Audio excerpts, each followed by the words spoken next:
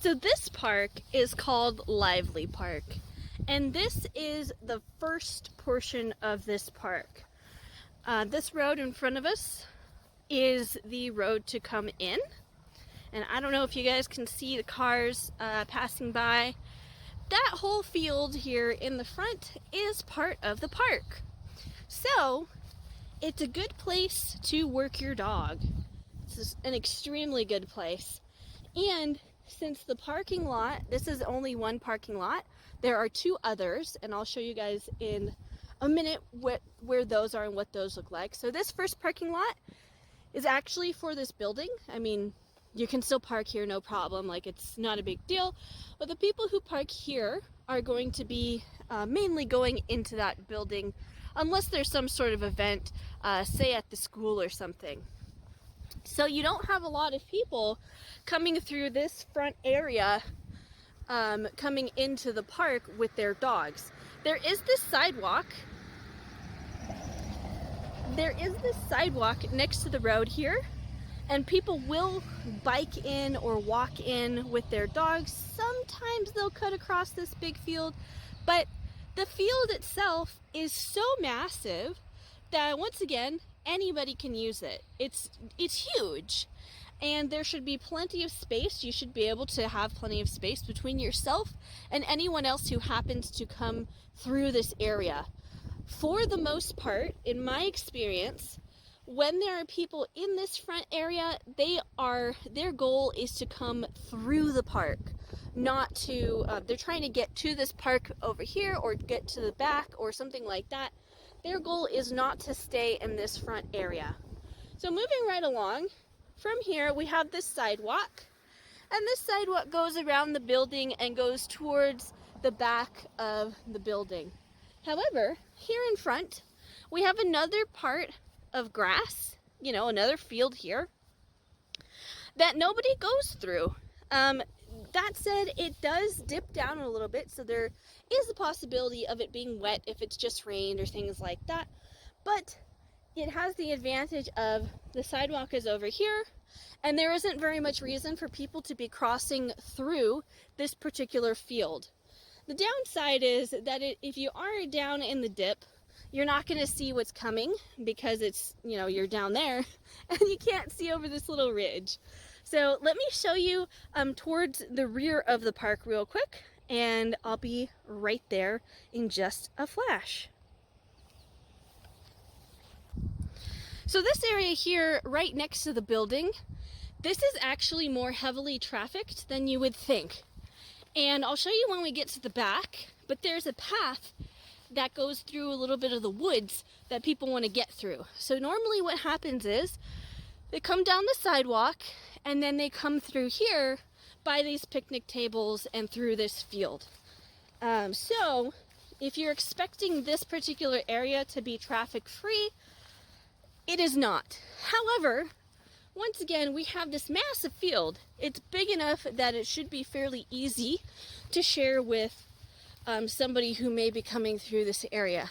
So walking right along towards the back of this park, we have and you can't see it yet because I'm not that tall, but you have this little cul-de-sac area here.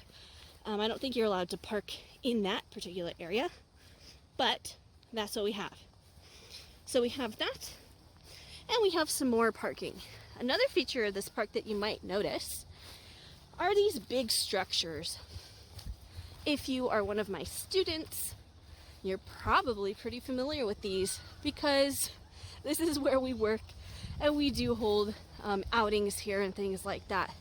That said, you can see even on a Sunday, there are some cars and there are some people utilizing the structures.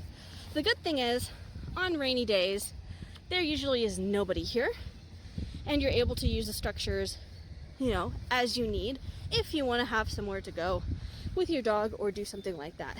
So, you might be able to see it, but there's a small path that winds through this forest area in the back of the park.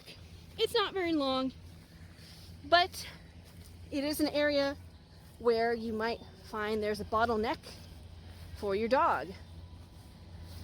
this path is fairly one way.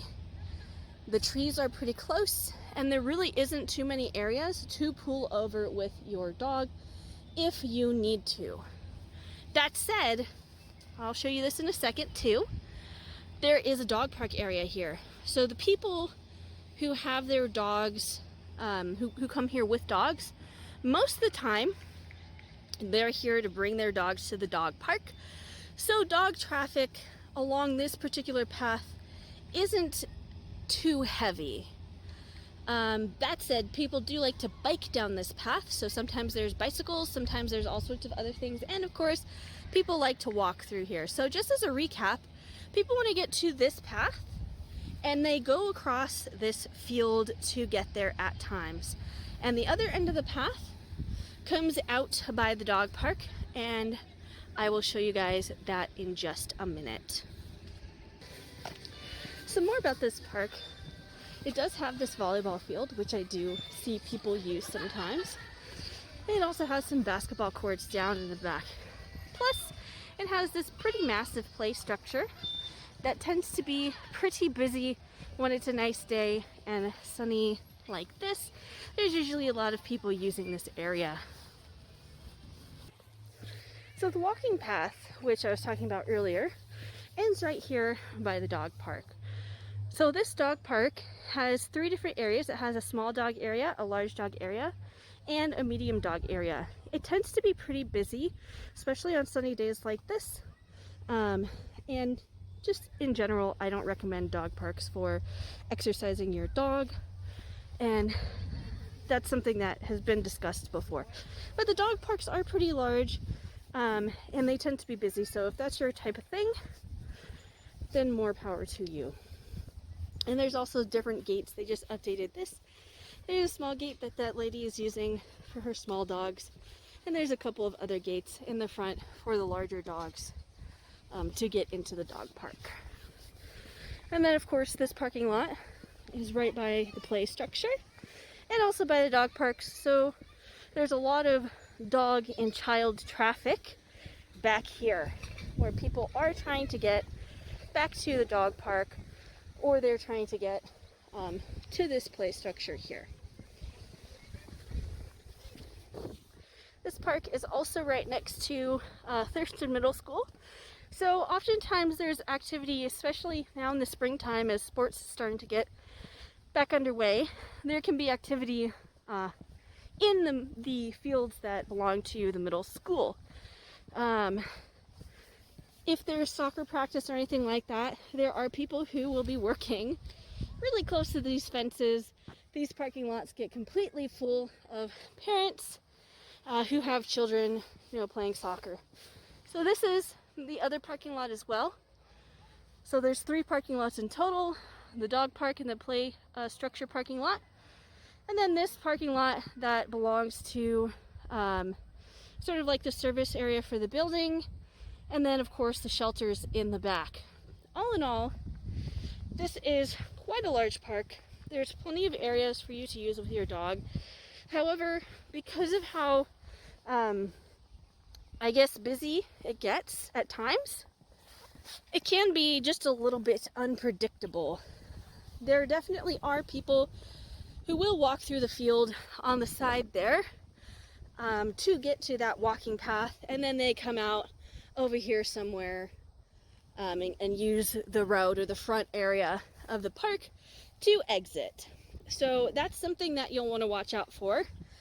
There can be off-leash dogs. I have seen off-leash dogs here. I have seen people poorly manage their dogs down by the shelters. So it's more common than in just a small neighborhood park, especially by the dog park area.